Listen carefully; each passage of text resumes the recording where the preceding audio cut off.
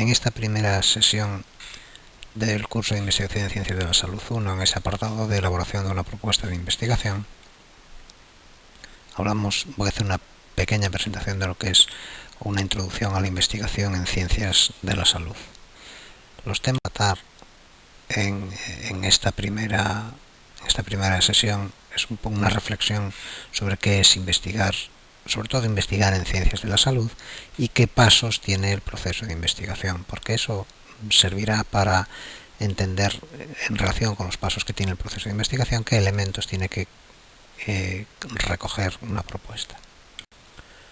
¿Qué es la investigación? Hay muchas cosas que nosotros asociamos, cualquiera de nosotros asocia a la investigación. Mirar por un microscopio, experimentar con animales, cultivar células, secuenciar ADN, realizar cálculos complicados, bien con ayuda de un ordenador o no, etcétera, etcétera, etcétera, etcétera. Por supuesto, todas estas cosas se hacen o pueden hacerse en un proceso de investigación, en un proyecto de investigación, pero en realidad no son investigación. Investigación para mí es algo mucho más sencillo, que es básicamente formularse preguntas, y si estamos en el ámbito de ciencias de la salud, preguntas de interés sanitario, e intentar responderlas. Ahora bien, una vez que se plantea el elemento clave es el interés, en función de la pregunta que sea, es posible aproximarse desde diferentes puntos de vista y con herramientas propias, bien de la investigación cuantitativa o de la investigación cualitativa. Ya adelanto que ambas comparten muchos elementos comunes en lo que se refiere a elementos a incluir en una propuesta, pero todo lo que sigue en este curso se adapta más fielmente a lo que constituye la investigación cuantitativa. La investigación cualitativa tiene su propio curso específico y los aspectos diferenciales que pueda tener, y en cuanto a argumentación, en cuanto a planteamiento, etcétera, y por supuesto desarrollo y desenlace, se recogen ya en ese curso. Cuando hablamos de interés de una pregunta, ¿en quién tenemos que pensar? Bueno, por supuesto, habrá preguntas que sean de interés para toda la humanidad. Habrá preguntas que, si somos capaces de responderlas, pues se puedan beneficiar personas o pacientes, en el caso de que sean enfermos, desde en Galicia, en España, en Europa o en lejano Oriente.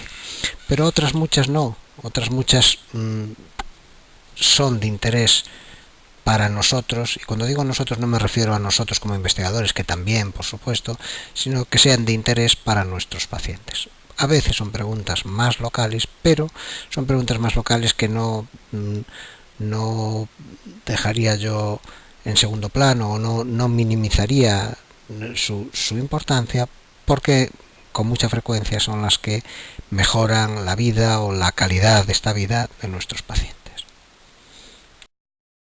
¿Qué posibles preguntas se nos ocurren? Hay infinidad de posibles preguntas. Aquí recojo algunas que han sido planteadas por alumnos en cursos similares a este en los últimos años.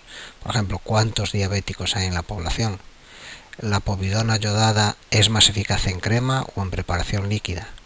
¿Cuál es la calidad de vida del paciente tras el trasplante cardíaco? ¿O qué factores están relacionados con una mayor autonomía de los pacientes con amputación de las dos extremidades inferiores por debajo de la rodilla? ¿Cuántos pacientes tienen dolor postquirúrgico y cuántos de estos tienen pautados analgésicos y a cuántos se les administra a demanda? ¿Y qué opinan los pacientes de todo esto? ¿Cuáles son los significados personales del envejecimiento y del bienestar desde la perspectiva de las mujeres de edad, las mujeres ancianas? ¿O qué factores favorecen el desarrollo de hipertrofia cardíaca en pacientes hipertensos? Estos no son que ejemplos, algunas son mucho más complejas, como toda la relación que aparece aquí.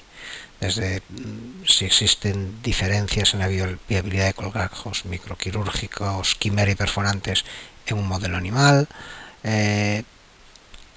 experiencias de personas con daños cerebrales, factores percibidos por los trabajadores discapacitados como más importantes para conseguir trabajo, preguntas de utilidad en el ámbito de la anestesia, o cuáles son aquellos factores que influyen o no influyen en el riesgo de hemorragia posamigdalectomía. Y ponemos etcétera porque es que hay infinidad de preguntas de interés sanitario. Ya digo, algunas más del ámbito de interés general, otras de interés más local, pero todas de importancia. ¿Qué pasos tiene el proceso de investigación?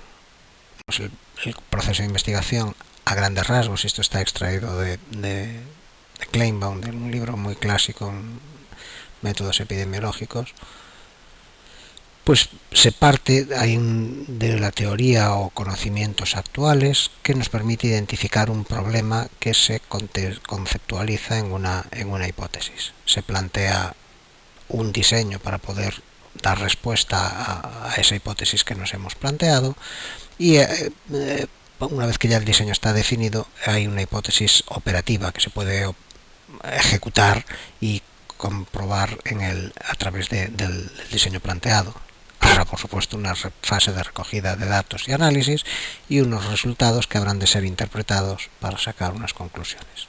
De estas conclusiones del estudio concreto que nosotros hemos hecho, idealmente hay un paso de generalización, mayor o menor, pero siempre o casi siempre, diríamos, uno desea hacer extensivos los resultados más allá de los datos recogidos en los pacientes incluidos en el estudio.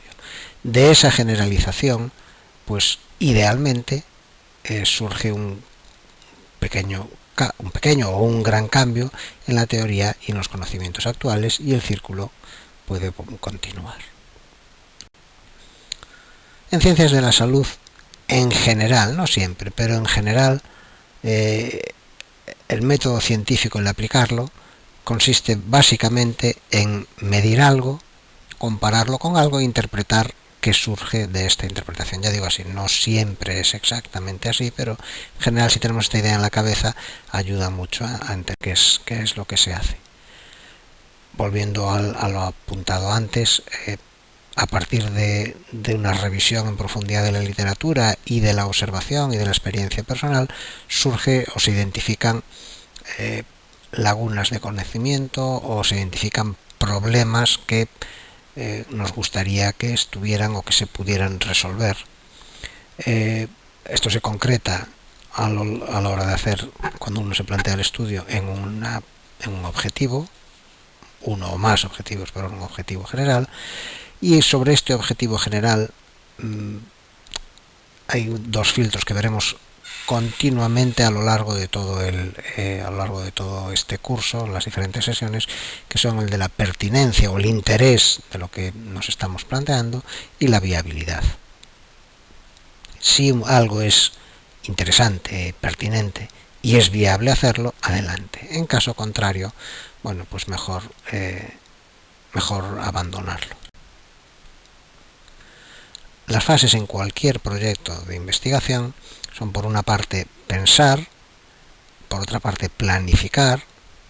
A continuación, hay que hacer lo que hemos planificado, analizarlo, interpretarlo y comunicarlo. En realidad, este curso trata exclusivamente de los dos primeros apartados, pensar y planificar, cómo ordenar todo esto y resumirlo, dar algunas claves para resumirlo en una propuesta de investigación.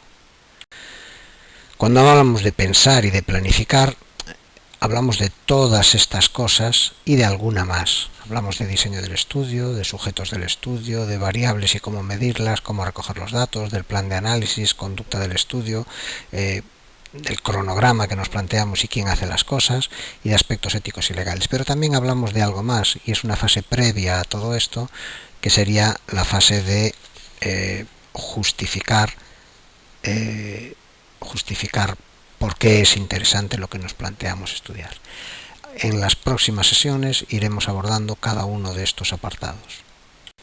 como guía general para el estudio, para este curso, propongo este libro. Creo que no está disponible online, pero es un libro que, bueno, no digo de cabecera, pero casi, que puede ser muy útil para lo que es el planteamiento de propuestas de investigación. Entonces, el diseño de investigaciones clínicas, el primer experimental es Hooley, hay otros 3 o 4 más, y eh, va mirando con mucho detalle todos los aspectos que uno se va encontrando y con los que va tropezando, la anatomía y la fisiología, como dicen en el propio libro, de los estudios, de las propuestas y de los proyectos de investigación, y creo que puede ser una guía muy valiosa para este curso y para el futuro desarrollo de posibles propuestas de investigación.